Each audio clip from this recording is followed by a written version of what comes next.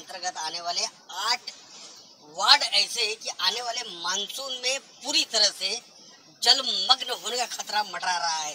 विभाग प्रमुख सोमनाथ सांगने विभाग अध्यक्ष बनते ही किया तूफानी दौरा।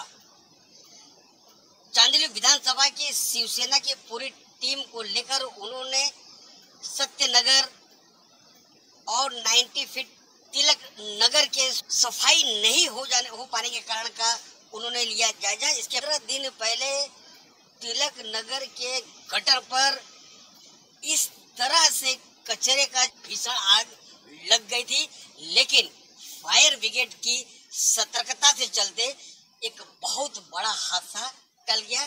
महानगरपालिकेचा निषेध असो, भ्रष्ट महानगरपालिकेचा निषेध असो, भ्रष्ट सरकारचा निषेध असो, सरकारचा महानगरपालिका मुर्दाबाद मुर्दाबाद मुर्दाबाद, महानगरपालिका मुर्दाबाद मुर्दाबाद मुर्दाबाद, महानगरपालिका मुर्दाबाद, निषेध असो निषेध असो, भ्रष्ट पालिकेचा निषेध असो, निषेध असो निषेध असो।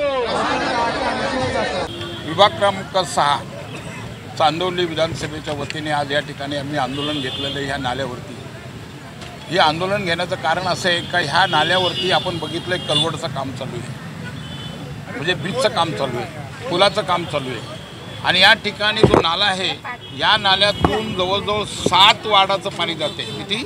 7 वार्डाचं एकमेव नाला आहे हा पाणी जाण्याचा।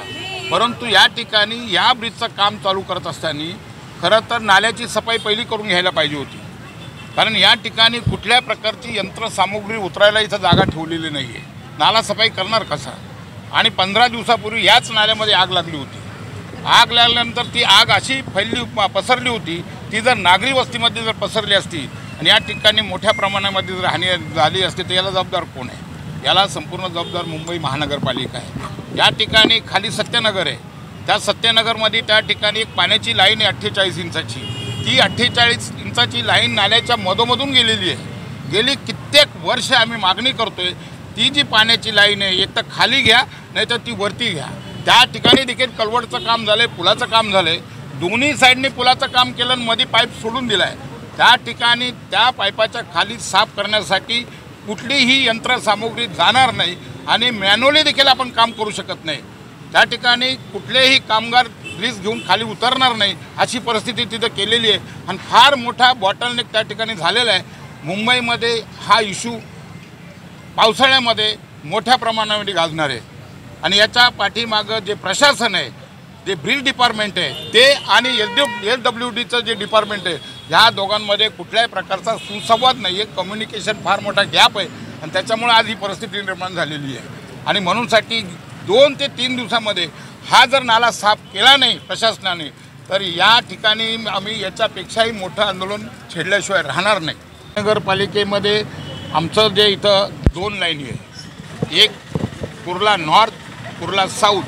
कुर्ला नॉर्थला जो आमचा पाण्याचा सप्लाय आहे तो सप्लाय या ठिकाणी कमी करण्यात आलेला आहे। प्रशासनाने तो सप्लाय कमी केलेला आहे, त्याच्यामुळे आमचे 2-3 वार्ड जे आहेत ते फार मोठ्या प्रमाणात डिस्टर्ब झालेले आहे। खास करून आमची खाडी नंबर 3 आहे, लाल बहादूर शास्त्री नगर आहे, लोकमान्य टिळक नगर आहे, फुले नगर आहे, या ठिकाणी अजिबात पाणी जात नाही। बरं, पाण्याच्या बाबतीमध्ये ह्या लोकांनी कसं समीकरण केलं ही तुम्हाला सांगतो। या ठिकाणी आमच्या पाण्याचं जे टायमिंग आहे ते 5:30ला सकाळी सुरू होतं, 1:30 वाजेपर्यंत हे लोक पाणी ठेवतात। 1:30च्या नंतर हे पाणी बंद करतात आणि बंद केल्यानंतर काही पोर्शनला नॉन सप्लाय हाऊसमध्ये पाणी देतात। मला सांगा तुम्ही नॉन सप्लाय हाऊसमध्ये त्या लोकांना पाणी जाईल का?